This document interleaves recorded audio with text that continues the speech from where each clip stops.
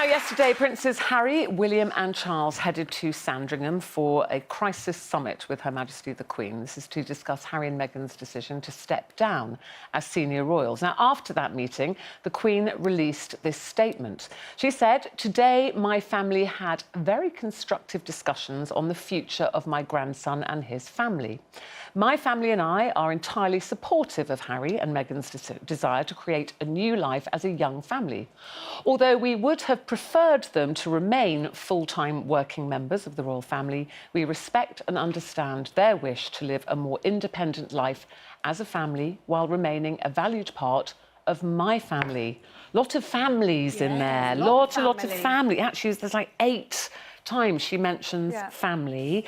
What did you make of that? We don't often see a statement from the Queen. No, we don't. And that is why we love her. That is why she's the Queen. Because, I mean, quite frankly, the last few weeks, I mean, it's been horrendous. I mean, everything is about Harry and Meghan and da-da-da. And we've all got caught up in this kind of like emotional roller coaster. It's been quite frenetic. Frenetic, that's the word. And she's come out and she's released a statement. And I actually think she hasn't answered everybody's questions. There's still questions that come out of the statement. But for me, it was just what we need. She's the head of the family. She's met her grandson and she said, "OK, love, see you later."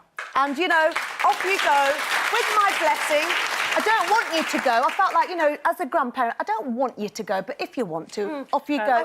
She'll have always been, because although we know that the Queen is the head of the household, the Queen of the royal family, the head of the royal family, of course, she also has a lot of men in grey suits who tell her what to say. We know that the Queen, even with the power she has, is not at liberty to just say anything she wants. So, you know, as far as I'm concerned, and like I said today on Twitter, nobody who is, unless you were in that room with them, knows exactly what was said. Well, the statement says what she said. The statement says what we with want. Her approval. With her approval. Oh, we'd all love to be off fly in the wall. Yeah, exactly. Absolutely. But, you know, the Queen said, "I would like you to have remained a member of the royal family." Would the Queen have said that? Do you know what I mean? That could be something else that they've said. But I just think that she's always had to put the royal family first and the crown first, and I think that this time she has realised that Harry has got fragile mental health, which he has admitted to since his mum died, which many people who suffer a trauma like that have. And I think that she is just putting his mental health before the crown. And it's also not saying, the other thing is, people are saying that, you know, that they're saying that they want their cake and eat it, and who knows what they're saying? Harry and Meghan may not be saying, "We want a penny from the crown. We will pay for our own security." We don't know that they're fighting Well, she for does this. say at the very end of this, "There are complex matters for my family to resolve, and there is some more work to be done. But I have asked for final decisions to be reached in the coming days." And I look at this woman in her 90s who's just taken control of this and said, "OK, that's what you want to do. I'm giving you my blessing. However..." To me, that's how I read this. However, you can't just walk away like that. You know, there are a lot of implications which have to be thrashed out. And security is one of them. And security is very much one of those, because their security costs, you know, £600,000 a year. Who's going to be paying for their security if they're in Canada? And it could go or up to America. £1 million So I think if they do that. It was a very interesting statement. I thought it was... the language was much softer than we sometimes expect. I mean, you know, the Queen and the royal family were berated, weren't they, after the death of Diana for their kind of assumed coldness. So maybe the advice has been, you know, there has to be a bit more warmth here, which I think she has shown. What did you make, though, of the fact she calls them Harry and Meghan at one point? There are people saying, "Oh, could that be because they're going to be stripped of their HRH titles?" I think it probably is. I don't know. Or did she call them Harry and Meghan because he's her grandson and he's called Harry? Yeah. And she's the Queen, so why would she call them HRH? No, we just read everything into it, don't we? I mean, we did a poll, actually, should Harry and Meghan lose their royal titles, and 67% of you said yes. Which is actually, well, it's 2/3, and it's actually higher than I thought it would be. Because higher than you thought. I think it's about right. Do you know what I felt? He'll always be Prince Harry. Whenever you talk about Harry, Of course it was always Princess Diana. It didn't make any difference. But something interesting that just came out today that I read that I just thought, because you know of my quite obsession with the vitriol poured against Harry and Meghan, is that there was a thing about how things were reported from the minute and I know you disagree with me on this, Ruth, but from the minute Meghan entered this family, so before they were married, and the difference of when the Duchess of... how the Duchess of Cambridge and the Duchess of Sussex are reported. So, for example, when Kate was pregnant and she was cradling her bump, it was all about, oh, isn't that wonderful? Look at her protecting the royal child. When Meghan did it, it was vain Meghan can't keep her hands off her bump. When we're talking about avocados, Prince William gifted an avocado to Kate because she loves avocados. Meghan was talking about avocados. Meghan's avocado linked to human rights abuse. And also, Carol Middleton wins Granny Award.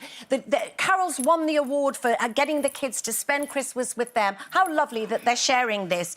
Doesn't the Queen deserve better than this when they try to serve their Christmas apart? So it just goes to prove, as I say, that they have been demonised from the work. But also, Denise, I would come back to you on that.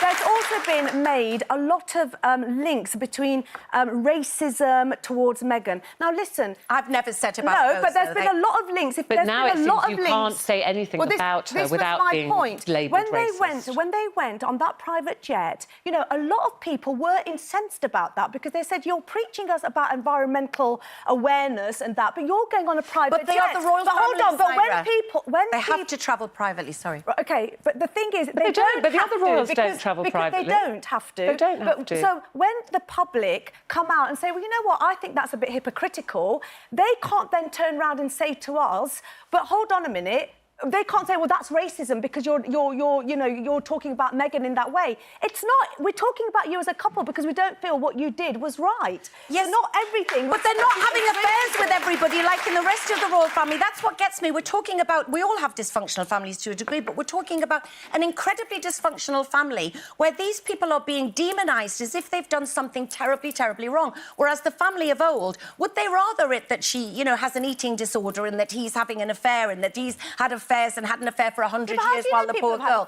Well, we know Prince Charles had an affair. But you're the fly on the wall there on I think we know Prince Charles had an affair with Camilla. Well, we do know that.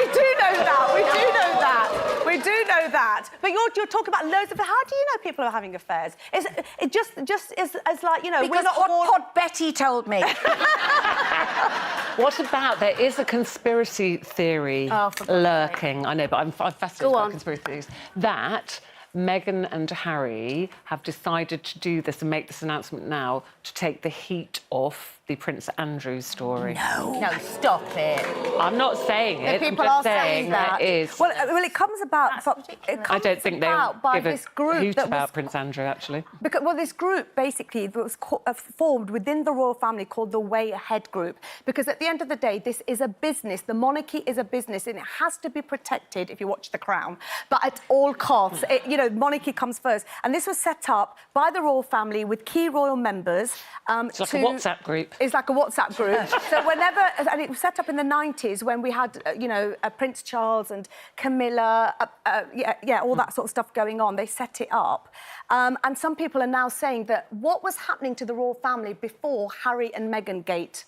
It was Prince Andrew. Well, I think that I love a conspiracy theory, but I think that although Andrew will be cock-a-hoop that the heat's off him, I don't honestly think. I think this is something that has been well, considered for some time. But when you're saying that, it's the effect now. It'll be interesting to see. I find the whole thing fascinating. It will be interesting to see. Yes, don't you? That's got enough problems with me. I'm absolutely gripped by it. I'm gripped by it, and if you were the writer of The Crown, would you not be going, "Oh, this is good it's amazing. This is good stuff." We can't write this stuff. The best bit I liked is that, I found it sad that the Queen didn't find out from them, but she read it on her iPad. 93 years old. She's on her amazing. iPad. She's amazing. It's fantastic, isn't it?